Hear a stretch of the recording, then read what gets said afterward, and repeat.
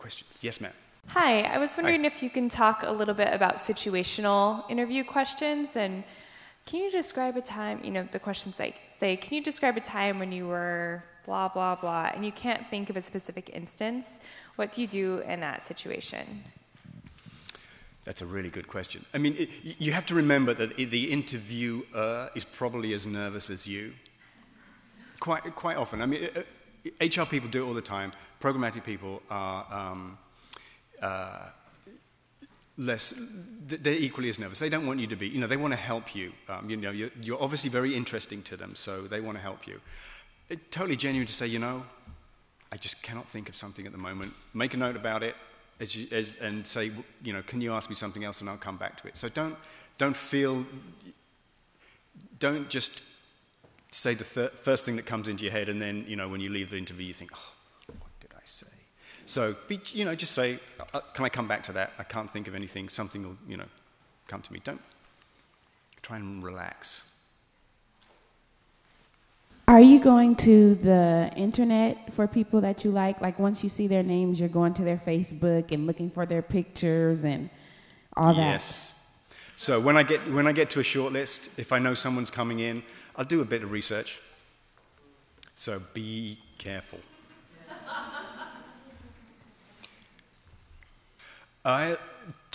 Unless you need a CV, unless you have a huge amount of exhibitions and stuff that you've got on publications, 2 pages tops for a resume. If it's on 1 page, that's great. I mean, some of it you see, certainly we as an institution now have an application that does this, and it will strip your resume, your neatly formed resume, into pure text.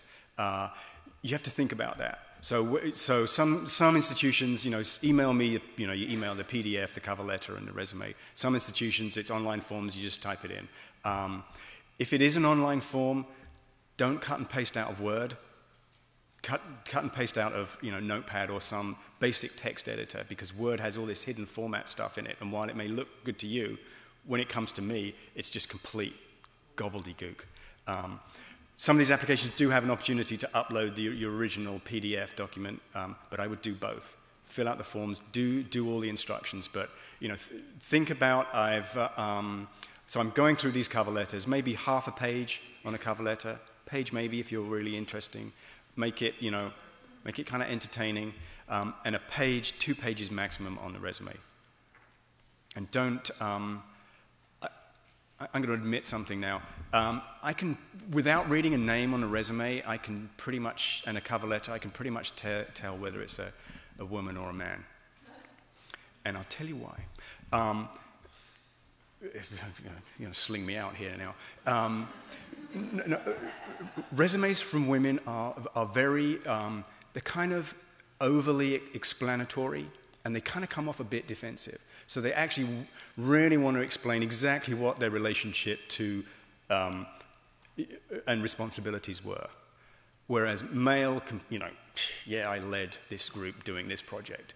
Whereas, a woman will say, well, I assisted the lead of, there's this kind of explanatory approach to it, which is really interesting to me. You spoke about helping the interviewer through the process. Mm-hmm. Do you have any suggestions for good questions to ask when they say, do you have any questions for us? Okay, really, really good questions are, what's the mood of the department? And what am I going to do? If I get this job, day one, what am I going to do?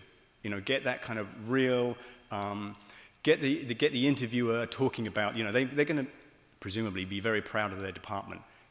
Help the interviewer talk about, particularly in curatorial departments, they love to talk about themselves, curators. Are we filming this? Somebody in the middle. Could you speak a little bit about salary histories when they request that, particularly if you worked for a lot of smaller organizations which had limited budgets and that affected your salary, but if you're going to a bigger organization who could afford to pay you more, would they look, well, you were making this much, we can, in negotiations, cut you down? It's good. I mean, point that out. When you say, big institutions know that if you're coming from a small institution, there were financial constraints. So they know that. So make sure, that can be part of your negotiation. Well, it was a small institution, budget's constraint. I need to make a decent wage. I need to be properly compensated for the job that you're going to give me. It's all part of the negotiation. So absolutely, we look at the salary history, but we look to make it's not just about your salary history. It's also about you coming into, certainly for a big institution. So for example, we have maybe 15 assistant curators. So if your job right now is an assistant curator in a small institution, and you're coming into us, you're coming in with 7 years experience maybe, and we have assistant curators in the position who've got 3 years experience. We're going to bring you in above the people. We're not going to bring you in the bottom just because you're the first, the last one in. We're going to put you in between and match you with those other assistant curators. So you're kind of, people never want to give their salary history or write down what salary they're looking for.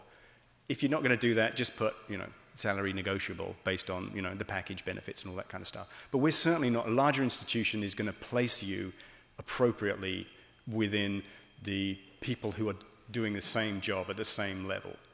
So it's not actually just about if you're a curatorial assistant coming in as a curatorial assistant. We have this grade structure that kind of plays out across the whole level, and it's based on, years of experience and qualifications through all these different jobs that we have. Rebecca, you've been having your hand up for a long time.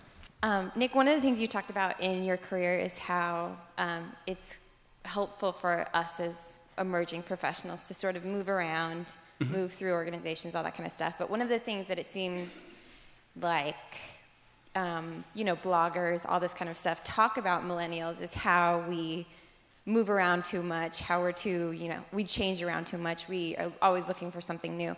Do you think this is something that's now changing, where it doesn't necessarily look bad anymore to have moved from place to place, from organization to organization? Or do you think that's something that's still maybe frowned upon when you get a resume, for instance? I don't. I mean, certainly if it's going to look a bit funky if every 18 months you're changing jobs.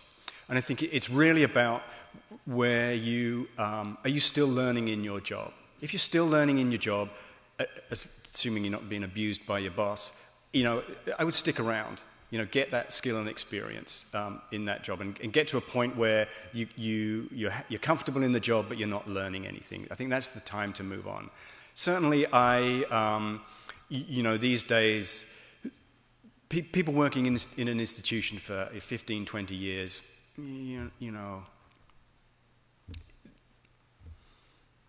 to me, I'm not sure I could do that. So it certainly doesn't ding you if you've had 3 jobs in the last 7 or 8 years. If you've had 6 jobs in the last 7 or 8 years, I'm going to wonder why you've moved around so much. Maybe you're a really bad employee. It may be nothing to do with you wanting to kind of step up the ladder. It may come across as, well, this person looks like they have a problem staying in a job.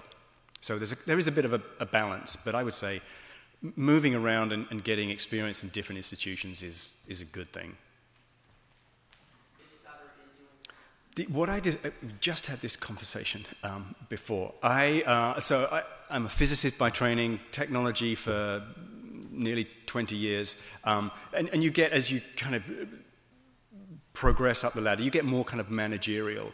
And I had a moment where I was trying to distill down what it is I really like about my job, and it actually had nothing to do with technology. It was about problem solving. And when I came to that realization that what I enjoyed in the job was solving problems, immediately all these kind of opportunities opened up to me. And this administration job opened up at the museum, and I kind of saw that as, well, it's solving problems.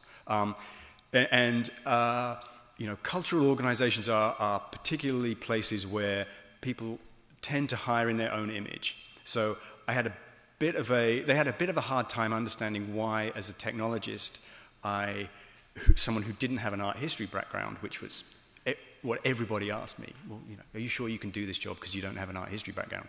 It's like, well, yeah, there's no art history in it. And, you know, and what I said was, well, everyone else has got an art history background, so wouldn't you want someone with a counter opinion?